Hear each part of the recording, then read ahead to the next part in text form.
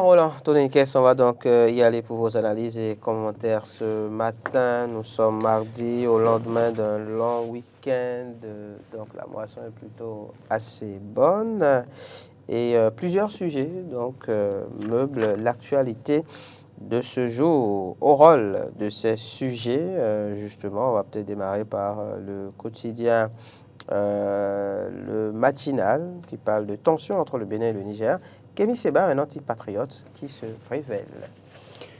Oui, je crois qu'on a tous suivi ce qu'a dit Kémy Séba au Niger et ce qu'a dit par la suite Nathalie Nyambe également au Niger. Et donc on a pu voir un peu, pendant que le Bénin dément qu'il n'y a pas de base militaire française au Bénin, pendant que la France monte au créneau pour dire qu'il n'y a jamais eu de base militaire au Bénin, notre compatriote qui a fait une conférence de presse, du côté du Niger pour dire que oui, il y a des légionnaires noirs dans une certaine mesure. Nous n'avons pas les preuves, nous n'avons pas un certain nombre d'informations pour opiner là-dessus, pour dire si c'est vrai ou si c'est faux. De toute façon, je crois que Nathalie Nyambe aussi a parlé en apportant plus de précisions que Kémy Séba. Alors, qui faut-il croire? Le gouvernement béninois? Qui faut-il croire? Le gouvernement français? Qui faut-il croire? Nathalie Nyambe ou Kémy Séba? Dieu seul sait à quel sein nous allons nous vouer. Donc, je crois sincèrement qu'aujourd'hui, au-delà de tout, ce qu'on va souhaiter, c'est que le Bénin ne soit pas, en tout cas, acteur dans cette affaire dont on parle et que nous puissions vivre dans notre quiétude que nous avons et que nous chérissons de tous nos voeux. On ne souhaite pas mieux. Ce qu'on souhaite, c'est que oui, cette affaire, même s'il y avait des projets de base militaire au Bénin, que le Bénin ait le courage, c'est notamment les dirigeants, ait le courage de dire aux Français que nous n'en voulons pas parce que notre peuple n'est pas d'accord.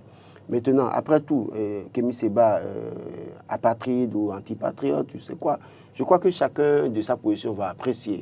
Moi, je ne suis pas bien placé pour traiter Kémy Séba de antipatriote. Je ne suis pas bien placé pour le traiter d'apatride ou de personne de mauvaise foi, parce que les éléments dont il dispose pour le dire, moi je n'ai pas les éléments là. Les éléments dont dispose le gouvernement pour dire qu'il n'y a pas de base militaire, moi je n'ai pas les éléments. Encore que c'est des trucs c'est question de sécurité nationale et donc c'est pas à la portée de tout le monde. Donc on est, vous et moi, en tant que journalistes, parce que vous vous souvenez que des journalistes ont voulu faire des descentes dans le parc de la Pandjari à un moment donné et ont été interpellés. Je ne vais pas citer, il y a deux confrères quand même. Bon, un confrère et une consoeur qui était allée aussi faire un travail avec un journaliste international et les deux avaient été interpellés. Et la suite, j'ai lu le rapport, en tout cas fait par le journaliste étranger, en tout cas, qui a travaillé avec notre consoeur, qui était sur le terrain avec notre consoeur. L'un dans l'autre, quand on met tout ça dans la balance, on se pose des questions pour se dire qu'est-ce qui se passe réellement? Bon, maintenant, à chacun d'aviser. Toujours est-il que, oui, s'il n'y a pas de base militaire, que Kémy Séba le dit comme ça, si c'est pour semer la terreur, qu'il arrête dans une certaine mesure. Parce que même s'il le dit de cette manière, il ne fait pas peur à Patrice Talon et à son gouvernement. Il fait davantage peur aux citoyens, et notamment à nos concitoyens qui sont dans le nord du Bénin, qui auront tout le temps la peur au ventre, qui n'auront pas envie de faire des activités parce qu'on a donné des informations qui sèment la terreur. Donc, voilà un peu. Donc, moi, je dis, s'il est dans la vérité, attendons de voir les prochains jours, les prochaines semaines, les prochains mois nous édifieront. Moi, je ne vais pas traiter quelqu'un d'apatride, d'antipatriote, de je ne sais quoi. Non. De toute façon, eux, ils sont mieux informés que moi. Et peut-être les journaux qui ont écrit aussi sont mieux informés que moi. Moi, je fais une analyse de la situation et dis, voilà, à un moment donné, il y a un précédent. Toujours est-il qu'il y a eu un précédent. Toujours est-il qu'il y a une certaine chose. Il y a des choses que moi, j'ai eu comme information. Pas pour confirmer qu'il y a des bases militaires, mais des choses que je ne peux pas mettre sur un plateau de télévision dans une certaine mesure. Mais ça me permet de faire mon opinion. Et je dis toujours, souhaitons que ça n'arrive pas, en tout cas. Vous faites bien de parler de précédent, puisque le précédent ici, il est celui de la tension entre le Bénin et le Niger. On avance petit à petit vers un dégel, en tout cas, puisque en courant la semaine écoulée, si je ne m'abuse, le gouvernement béninois a donc pris la décision justement de permettre à ce que le brut nigérien puisse être exporté via la station de Sémé, justement avec le matinal, on peut lire « Station terminale du pipeline de Sémé-Koudji, le premier navire a embarqué 1 million de barils de pétrole brut exporté ». C'est une bonne nouvelle et je suis heureux que assez de médias soient commis à la tâche pour communiquer abondamment sur cette information. Vous voyez combien c'est une fierté pour nous de dire aujourd'hui à la une des journaux ou de comptes. Nous sommes un pays exportateur de pétrole. Même si on n'est pas... On n'est pas producteur, mais au moins on est exportateur. Non, au moins on est transitaire. Ben ouais, dans la vente du pétrole, on est transitaire. Oui, oui. Donc pour vous dire quoi, avec quelle fierté nous le faisons aujourd'hui. C'est tout ce que moi je disais depuis le début de cette crise. C'est-à-dire qu'au-delà de tout, réglons le problème autrement. Ça, par exemple, j'ai vu avec quelle fierté les gens parlent pour dire oui. Et d'ailleurs, même, on a dépêché toute une équipe, je dirais une armada de journalistes sur le terrain pour leur faire voir comment ça se passe avec WAPCO. Donc, oui, c'est une fierté. Et en même temps, c'est pour montrer que oui, le Bénin est toujours... le Bénin honore toujours ses engagements. Le problème, c'est que le premier acte posé, en réalité, vient porter un coup au second acte en réalité. C'est-à-dire si on n'avait pas fait ça au début et qu'on avait déjà lancé l'embarquement du pétrole d'abord, et puis après on donnait un ultimatum et on venait stopper, cela aura eu plus d'effet selon vous. Plus d'effet, dans une certaine mesure, parce que on montrera toute la bonne foi du Bénin et puis après on leur dira, vous avez 1 mois, 2 mois pour rentrer dans les rangs, ouvrir les frontières. Si vous ne le faites pas, nous allons bloquer. Et la communauté internationale voit. Mais le premier pas qui a été fait, bon, au-delà du patriotisme où on peut supporter, il faut reconnaître qu'à un moment donné, quand c'est pas bon, c'est pas bon. Ça n'a rien à voir avec de la patriotie. C'est une question de stratégie. Après, oui, mais de toute façon, je suis fier. Je suis content que depuis 2 jours, beaucoup de médias communiquent abondamment pour montrer que oui, il y a 1 million de barils de pétrole près du Niger qui a pris par le Bénin et qui est maintenant envoyé vers la Chine dans une certaine mesure. C'est une fierté pour le Bénin d'être partie prenante dans cette affaire et que maintenant, je souhaite que au plus vite qu'on trouve d'autres voies et moyens pour aller voir les autorités nigériennes pour régler la crise qui existe entre le Bénin et le Niger dans cette mesure. C'est très important. Allez, sur le même sujet justement et sur le précédent qui a valu donc l'exportation de ce brut nigérien via la station de Sémé. Je parlais de cette décision donc prise par le gouvernement béninois on va dire quoi, d'autoriser de manière provisoire cette opération. L'événement du jour écrit décision donc d'embarquement du pétrole nigérien. Il n'y a pas eu de rétropédalage. Les propos du porte-parole du gouvernement, Léandre Wilfried Rumbedji, et pendant ce temps, Dynamisme Info estime que c'est un rétropédalage plus que patent. Alors, s'il n'y a pas eu de rétropédalage, c'est que nous le saurons dans les 5 prochaines semaines. Qu'est-ce que je veux dire par là? Quand la crise est intervenue, je disais que la Chine est une puissance et donc c'est l'intérêt de la Chine qui est en jeu dans une certaine mesure. Et donc, les Chinois ne se laisseront pas faire. Parce qu'eux, ils diront aux Béninois, nous avons payé 400 millions de dollars pour le pétrole nigérien et que ça court jusqu'en 2025. Et donc, nous allons exploiter le pétrole nigérien. Et donc, par conséquent, il n'y a pas de raison de nous empêcher de prendre notre pétrole parce que notre argent est en jeu. Et quand les Chinois vont dire ça et que le Bénin va vouloir refuser, les Chinois peuvent rappeler aux Béninois que oui, également, nous avons des intérêts chez vous. Nous avons un certain nombre d'accords. Et donc, si vous n'obtempérez pas, nous allons remettre en cause ces accords et nous allons peut-être mettre fin à toute collaboration avec votre pays. Alors, quand les Chinois disent ça, est-ce que nous avons des éléments pour pouvoir nous opposer aux Chinois et tenir tête aux Chinois? C'était tout mon problème, c'est tout. En réalité, si on veut bien réfléchir, je crois que cette logique, si on suit ça, on aurait pu comprendre qu'on devrait procéder autrement. Alors donc, aujourd'hui, provisoire, d'accord, mais dans les prochaines semaines, qu'est-ce qui va se faire? Est-ce que le Bénin, réglementairement, a les moyens, au vu du contrat signé avec le Niger, au vu des traités, en tout cas des accords internationaux sur le commerce extérieur, commerce international, au vu des relations avec la Chine, est-ce que le Bénin a les moyens, dans les prochaines semaines, de revenir sur cette décision et de bloquer encore le pétrole nigérien? Et donc, si le Bénin n'a pas les moyens de bloquer le produit pétrole nigérien pour les Chinois, dans une certaine mesure, cela suppose qu'à un moment donné, il y a une sorte de rétropédalage parce qu'on n'a pas de solution, on a peut-être dormi. Maintenant, c'est-à-dire, j'insiste sur le fait que il faut aller à la table de négociation, il faut aller à la table de discussion. C'est ce qui est entrevu, je ne souhaite pas, quelle qu'en soit l'issue qu'on aurait pu avoir de cette situation dans les prochains jours, prochaines semaines et prochains mois, que le Bénin essaie d'éviter de dire nous allons bloquer le pétrole nigérien, histoire de donner l'opportunité à la Chine de vouloir rentrer dans le jeu, de s'imposer, et que ce ne soit pas une bonne image pour notre pays. Moi, je l'ai dit et j'insiste là-dessus. Moi, mon problème, c'est l'image du Bénin au plan international, c'est l'image du chef du Bénin au plan international. Quand on voit que le chef prend des décisions avec toute la rigueur possible, est mordicus, en tout cas focus pour dire je ne reculerai pas, et puis après, d'autres situations viennent sont en jeu et amènent le chef à capituler en griffe ou à revenir sur sa décision. Ce n'est pas une bonne image pour notre président de la République, ce n'est pas une bonne image pour le Bénin.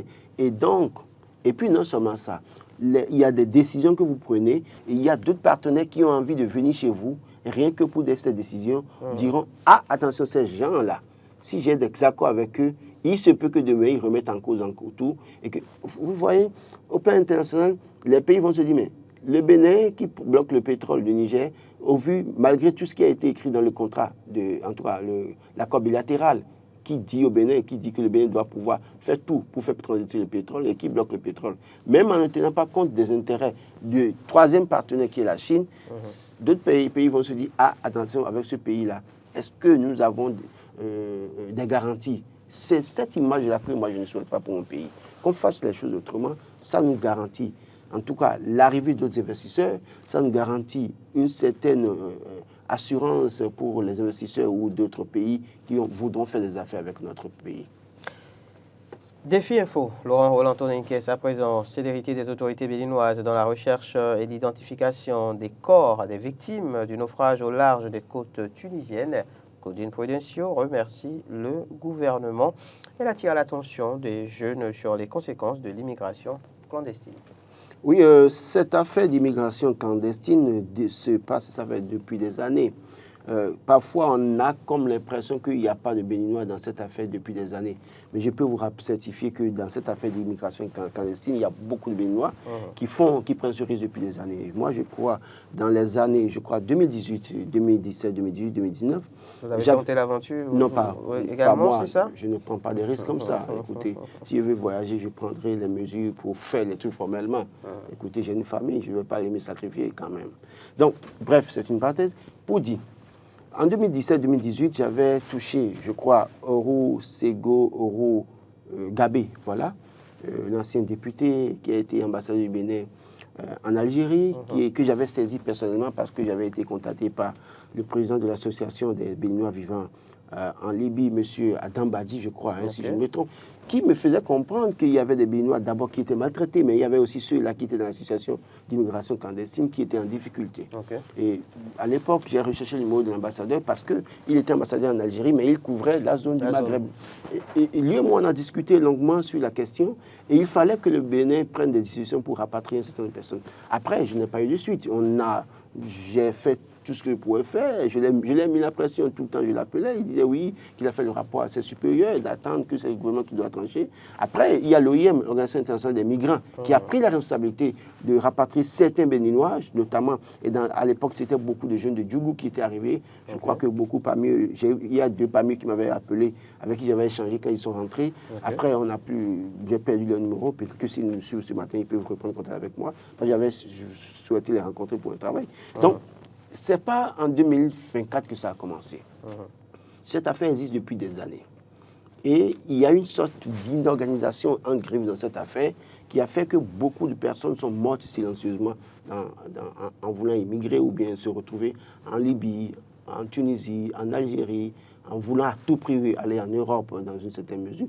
Beaucoup, je dis beaucoup de jeunes ont pris ce risque et ont perdu la vie. Je me souviens de ce monsieur qui a sa femme, ses enfants ici, et qui a dit qu'il devait partir, a pris toute son économie, a pris la route. Et depuis, je crois, on est en 2024, depuis 14 ans, plus de signes de vie. Et sa femme est là, ses enfants sont là, plus de signes de vie. Ça veut dire que quoi? Quelque part, peut-être qu'il est déjà mort. Et ces cas, il y en existe plein. Les familles ne savent plus vers qui se plaignent ou bien voilà. Et donc c'est difficile d'en parler parce qu'après il y a des familles qui vendent qui mettent toute leur économie ensemble, notamment dans certaines régions du Bénin que je ne vais pas nommer, Et ça se passait en fait dans des pays comme le Sénégal, le Mali, où les gens vendent toute leur économie et envoient le seul fils pour dire, bon, vas-y, va en aventure. Si ça réussit pour toi, c'est que tout le monde, ça a réussi pour nous. Si ça ne réussit pas, on comprendra. Mais avec toutes les prières possibles, parfois, il y en a qui périssent. Donc, cette affaire existe, notamment dans certaines régions du Bénin, depuis des années. Et fort heureusement, je me réjouis que cette fois-ci, maintenant, les gens aient mis à la place, vu que beaucoup de Béninois sont décédés et que le gouvernement prenne les responsabilités.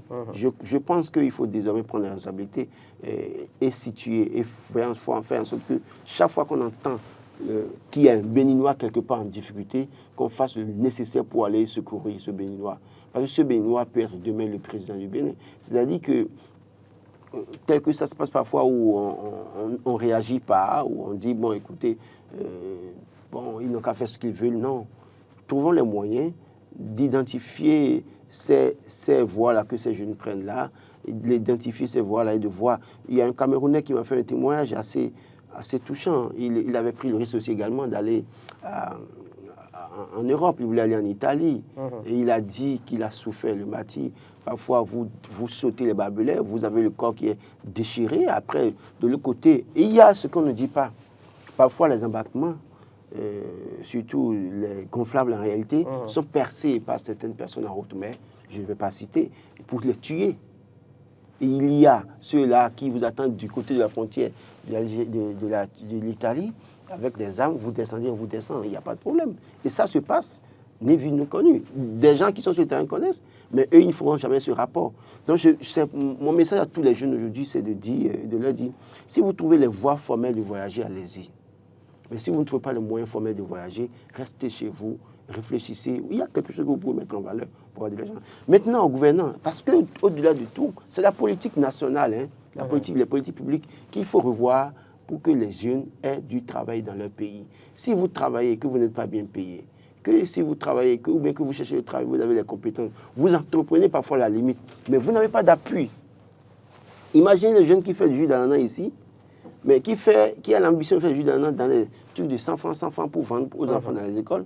Mais on ne l'encourage pas, mais on encourage l'importation du jus d'ananas dans les sachets que les gens vendent dans les écoles à 125 francs à nos enfants. Ce jeune qui a entrepris ne pourra pas réussir. Ou bien d'ailleurs même, on amène n'importe quoi dans un sachet, on vend ça à 115 francs ou à 50 francs. Parce que là-bas, ils ont fait une production industrielle, ils ont dilué, ils ont mis tous les produits possibles dedans. Donc ça revient à 25 francs ou 60 francs pour eux. Par contre, le jeune ici, il a fait avec beaucoup de soin. Mais puisque la demande n'est pas forte, le coût de production est élevé. Donc le prix de vente sera forcément élevé. S'il est encouragé, ça va marcher, mais s'il n'est pas encouragé, et que pendant ce temps, pendant que lui fait ses jus d'ananas pour les enfants là, d'autres personnes importent et vendent à moins cher, il va fermer. Et quand c'est comme ça, il aura envie d'aller en aventure. Donc c'est autant de choses, je crois que les gouvernants aussi doivent prendre leurs responsabilités. Mais je rappelle aux jeunes, attention, dans cette aventure, soit vous avez la chance de vous en sortir, et rares sont ces personnes qui ont la chance de s'en sortir. En haute mer, les gens détruisent les embarcations et les gens meurent.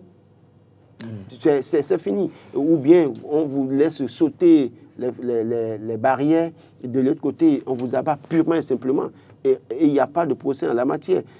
Donc je crois sincèrement qu'il faut que nous puissions prendre nos responsabilités, les gouvernants, et que nous puissions aussi, nous journalistes, que nous puissions sensibiliser nos frères et sœurs pour leur dire, les députés, c'est leur responsabilité d'aller dans leur circonscription électorale. Et les députés dont je parle, ils se connaissent. Ils connaissent ceux-là qui sont issus de ces régions dans lesquelles les jeunes prennent assez de risques en la matière, ils se connaissent. Je les prie d'aller dans leur communauté, d'écouter les jeunes, de parler aux jeunes, de trouver des voies, des moyens, des solutions pour les jeunes, leur emploi, résorber le chômage dans certaines mesures, faire en sorte que ces jeunes qui créent dans la communauté soient accompagnés, appuyés, pour ne pas avoir l'envie d'aller en aventure.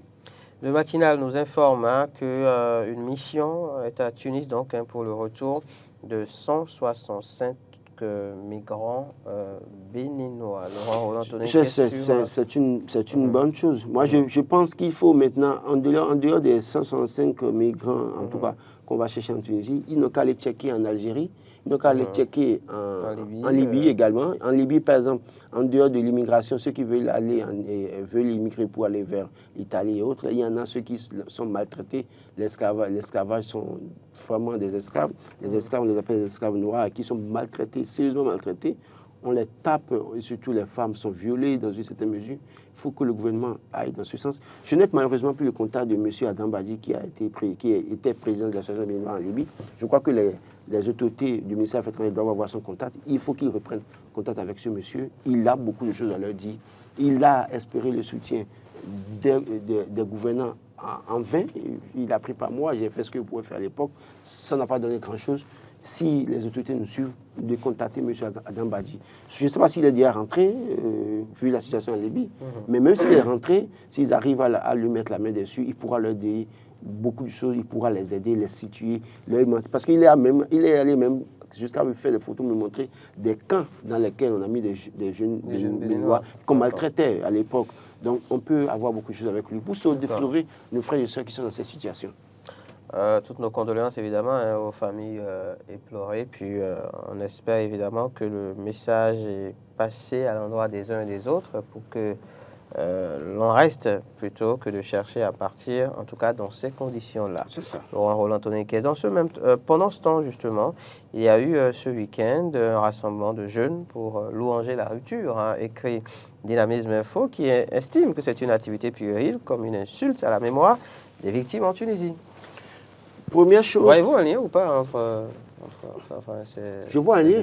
Forcément, je vois un lien. Okay. Oui, peut-être que comme je vois un lien comme Dynamisme Info, on me traitera d'apatride, d'opposant ou de vendu aussi, mais ça n'a pas de problème. Oui. Mais j'assume. Quel est le lien? Le lien, c'est que des jeunes sont morts et on en parle.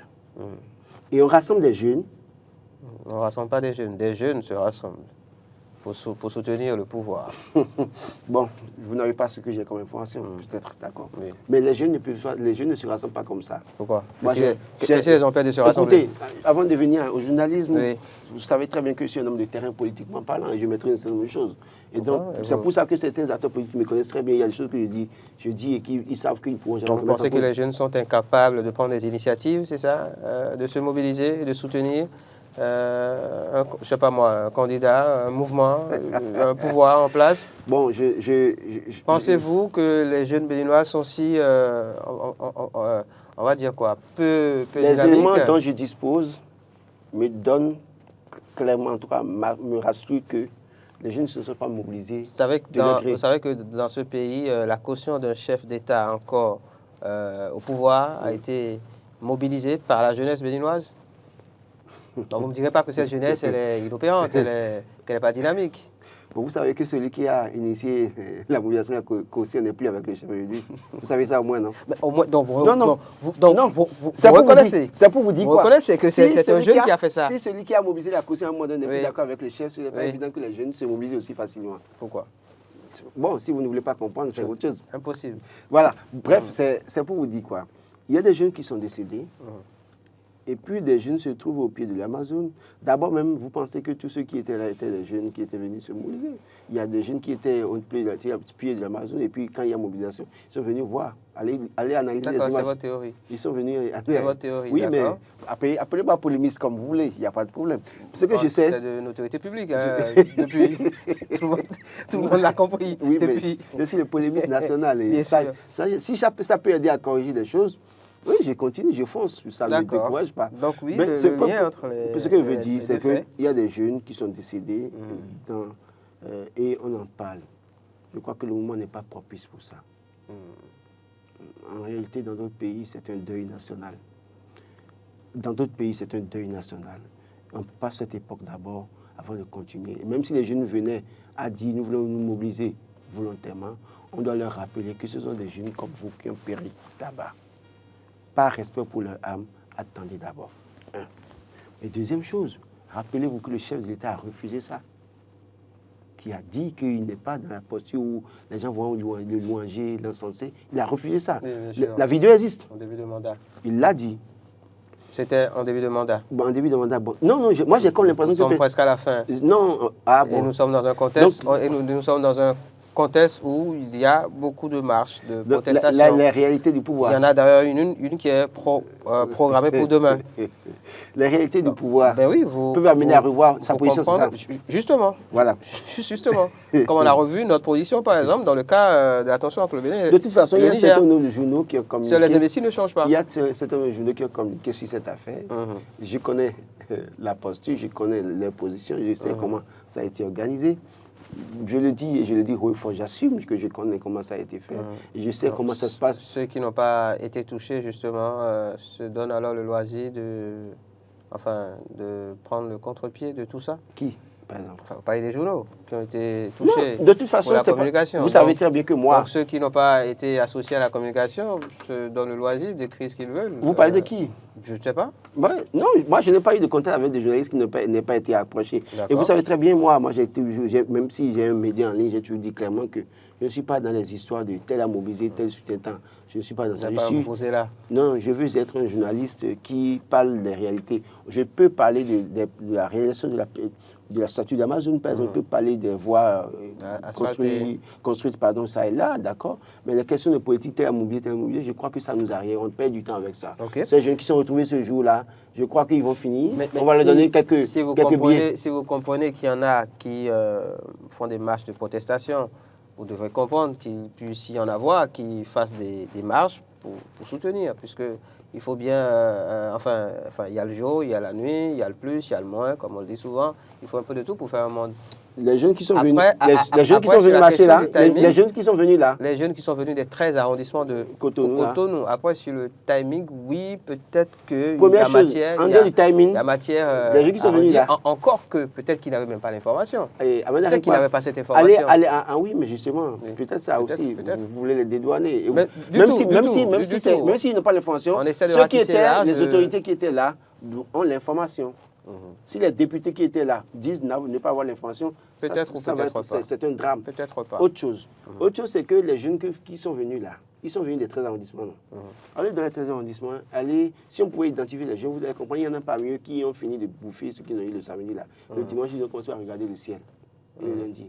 En réalité, dès lors que des gens se plaignent de ce que ça ne va pas dans le pays et que d'eux se lèvent, vous avez des gens parmi eux. Pourquoi pensez-vous en fait que lorsque des jeunes se lèvent pour marcher et dire que ça ne va pas, ils ont raison, ils ne sont pas manipulés. Et quand il y en a qui se lèvent pour dire oui, nous soutenons l'action du gouvernement, ceux-là sont manipulés. Le constat est général que ça ne va pas dans le pays. Dire que ça va dans le pays, c'est être de mauvaise foi et être contre les intérêts du peuple. Et ça, je le dis, ceux qui ne sont pas d'accord n'ont qu'à me traiter de tout ce qu'ils veulent. Ahmed, ça ne va pas chez vous. Vous et moi. Ça ne va pas chez vous et moi. Ça ne va pas chez vous et moi, peut-être. Mais peut-être que ça va chez d'autres. Ça va chez la minorité qui nous gouverne. Appelons chacha. Ça va chez la minorité qui nous gouverne.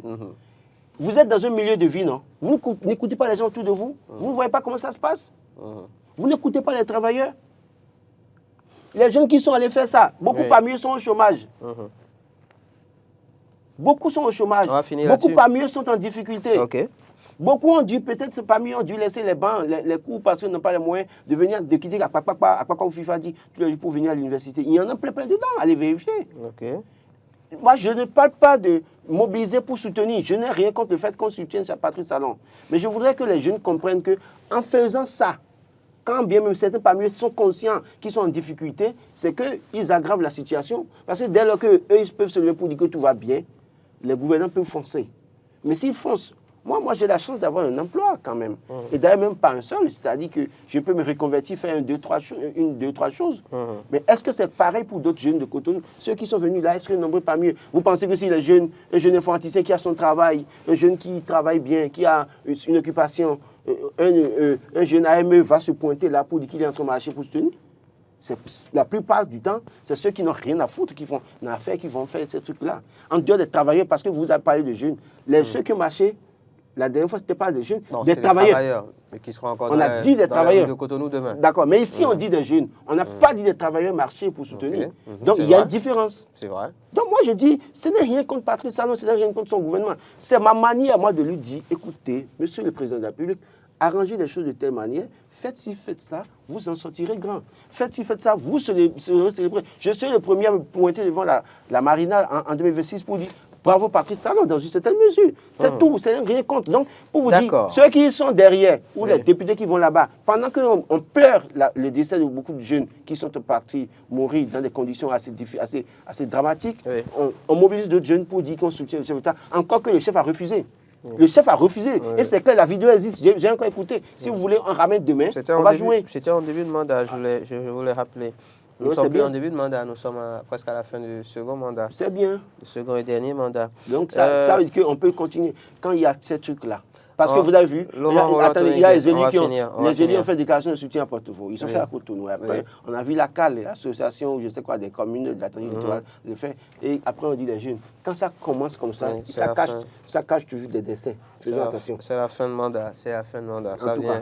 La fin de mandat arrive avec ce genre Oui, d'activité. Laurent Roland, l'événement du jour, contrôle de l'action gouvernementale au Bénin, les députés éclairés sur les violences policières et les boissons frelatées. Oui, violence policière, je crois qu'on en a suffisamment parlé. Les boissons frelatées, j'ai vu comment est-ce que les députés ont mené le débat et je crois qu'il faut faire la part des choses. C'est pas parce qu'il y a Sobradja, dans une certaine mesure, avec les boissons frelatées qui tuent, qu'il faut dire que toutes les boissons qui sont faites au Bénin et que le Solabi n'est plus de bonne qualité. J'insiste sur le fait, je l'ai écrit hier dans un forum, quand vous prenez la voie de Zé, il y a au moins 2 unités de production de Solabi et c'est à l'air libre. C'est-à-dire que vous passez, vous voyez, ils sont en train de voir le Solabi. Donc ça veut dire que quoi? On peut diligenter des commissions d'enquête pour aller voir, vérifier ce que les gens là utilisent pour faire le pédon. Donc dès lors qu'il y a des gens qui utilisent le vin de palme authentique pour faire le Solabi, on les encourage, on trouve un moyen pour les appuyer dans une certaine mesure pour que nous puissions continuer à avoir le Solabi de qualité. Cette manière de dire qu'il faut empêcher tout ça, c'est qu'à un moment donné, ces gens qui ont appris à faire du Solabi de qualité n'auront pas d'activité. Est-ce qu'on va leur donner une activité de reconversion? Non. Cette manière de vouloir à tout prix suspendre pour suspendre, ça ne marche pas. J'ai comme l'impression que les gens n'ont pas de solution à proposer aux populations. Et donc, leur seul souci, c'est d'interdire. On interdit, on ne propose pas autre chose. Non, il y a des gens qui continuent de faire du Solabi de qualité. Je dis, c'est un exemple patent. C'est-à-dire que vous allez sur la voie là, vous faites des plaques en allant vers là. Ça ne vous fait pas à peine 2 km, je crois, où vous allez trouver au moins la première unité. Et c'est là, avec une période, ils sont là, les libres, c'est pas clôturé. Ça veut dire que quoi, vous pouvez voir si c'est vraiment du vin de palme qu'on verse dedans. Vous pouvez mettre des gens en place pour en faire des enquêtes régulièrement sur une longue durée pour vous assurer.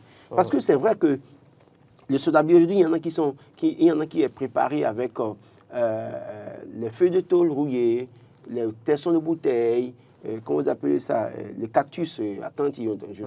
Il y a ça aussi qu'on met dedans. On met tout ce mélange-là, ils mettent ça dedans, ils préparent. Et ça sort une boisson, en tout cas un liquide assez fort et qu'ils appellent ça, ce qu'ils appellent aussi Solabi. Donc il faut faire des enquêtes et identifier ces personnes et les mettre hors d'état de nuit. Parce que si on dit qu'on veut interdire ce Solabi dans une certaine mesure, chez nous, d'accord, mais les boissons qui viennent, que nous importons, est-ce que toutes ces boissons sont de qualité? Sachant très bien que la Sobradja fabrique les whisky, toutes catégories confondues, même le champagne.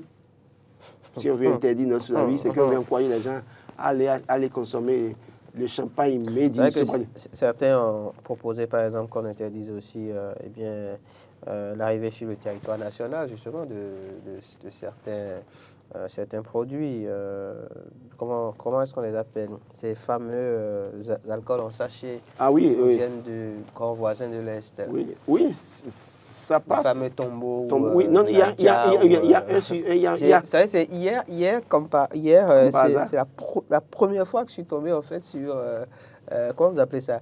Le tombeau, en réalité, de façon sachet, c'est bien écrit tombeau dessus. J'allais faire une opération donc, dans une agence. Vous voulez acheter Mais non, du tout. C'était une opération financière. Et donc, je vois accroché au niveau de l'étalage, je lis tombeau. Je dis, un sachet avec écriture verte. Et après, je vois à côté Naïdia, je dis d'accord. Donc, c'est sûrement ce genre.